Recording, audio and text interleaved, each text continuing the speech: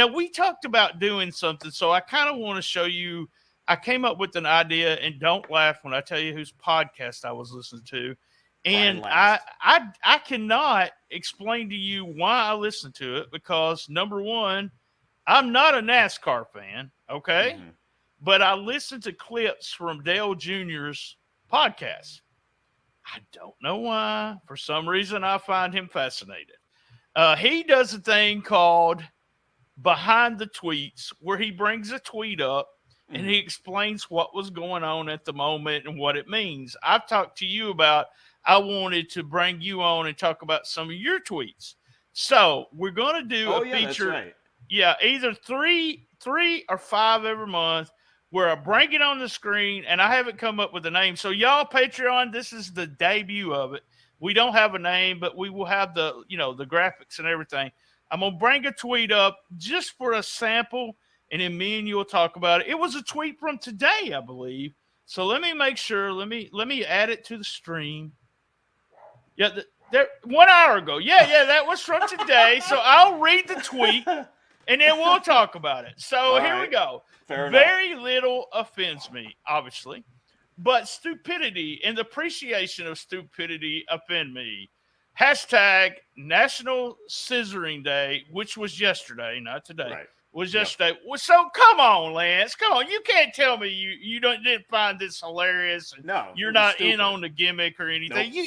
You're still that grumpy old man when it comes to nope.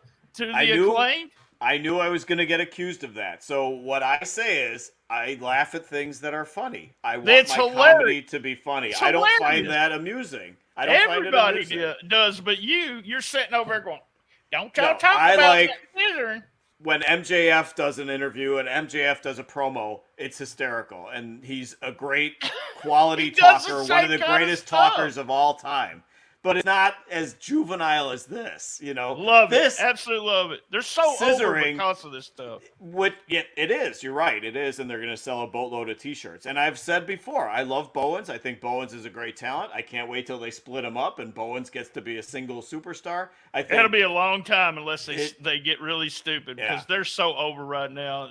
You're right. I love it that they've got so over with everybody. And this is... Don't get me wrong. I don't think I'm not saying it's not stupid and silly and childish and whatever, but I love it because it's so fucking over. I love stuff like that. Even with Enzo and Big Cass, I love those guys for a little, until I got tired of it. But it's just because they were so over in the whole thing. I was shocked because I know you don't. I don't read the stuff about the Dynamite or the Dynamite spread anymore. I'll read parts of it after. Okay. I don't. If I'm not watching the whole show, reading it, and then once it was just you and Frank Carr, I think. So I. There are good times. Other person, but when I saw this, I was like, dude, come on. You haven't come around to see how funny these guys are and how this is like because Caster's bit is the same shit over and over again. It's like how dirty that's what wrestling is. That's what wrestling is. John Cena had the same bit over and over. How many balls references can he make? How many blowjob references can he make? Love it. Scissoring itself. Funny. I can't believe they're getting away with that on national TV. For the little kid, like the AJ or the what's her face, the Izzy, to ask Mom, what's scissoring? I can't wait to hear the explanation. I love it. I love it.